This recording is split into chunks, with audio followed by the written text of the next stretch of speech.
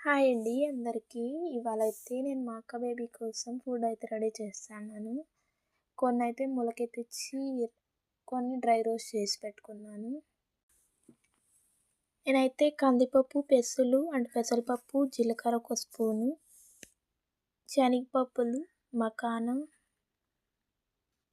Almonds, క్యాషెస్ ఇవన్నీ dry roast చేసుకున్నాను. 2 cups rice కూడా నానబెట్టుకొని ఎండబెట్టి డ్రై రోస్ట్ చేసుకున్నాను. 12 అవర్స్ అయితే ఇవి రాగులు, సజ్జలు, జొన్నలు సోక్ చేసి పెట్టుకున్నాం ముందుగానే. ఇలా టైట్‌గా అయితే నాట్ చేసేసుకున్నాం తర్వాత. ఇలా గిన్నెలో పెట్టినా మొలకలొస్తాయి, లేదా బయట వేలాడదీసినా వస్తాయన్నమాట. తర్వాత పక్క రోజైతే నేను ఇలా తీసి ఆరబెట్టేసాను ఎండకి. చూడండి చిన్నగా మొలకలు కూడా వచ్చాయి 12 అవర్స్ తర్వాతనే. ఇంకా ఎక్కువ టైం పెట్టుకుంటే ఇంకా మంచిగా వస్తాయి మొలకలైతే. నాకైతే టైం లేదు, మా పాపకి ఫుడ్ అయిపోవచ్చింది.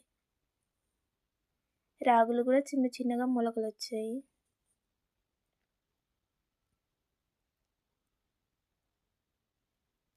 బాగా స్ప్రెడ్ చేసామంటే బాగా ఎండుతాయన్నమాట తొందరగా. ఇంకా జొన్నలు కూడా ఆరబెట్టేసాను అలాగే.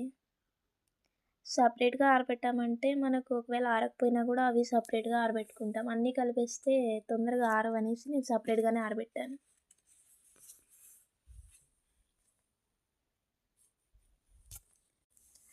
ఇప్పుడైతే ఆరబెట్టేసాను. ఇంకా డ్రై రోస్ట్ చేసుకున్నాను కదా ముందుగానే, అవైతే వేడిగా ఉంటే ఆరబెట్టుకొని మా అమ్మతో అంటుంది, నాతోటి మిక్సీతో వేయడానికి అవ్వదు ఇవన్నీ.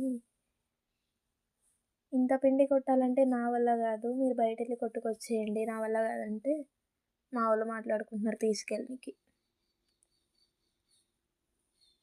బయట నుంచి అయితే కొట్టుకొని తీసుకొచ్చారు. పిండైతే సాఫ్ట్‌గా అయితే కొట్టిచ్చేసారు పిండి. ఇంకా జల్లి పెట్టాల్సిన అవసరం లేదని పక్కకైతే స్టోర్ చేశాను. వీడియో చూసిన దానికైనా సబ్స్క్రైబ్ చేసుకోండి. Thanks for watching.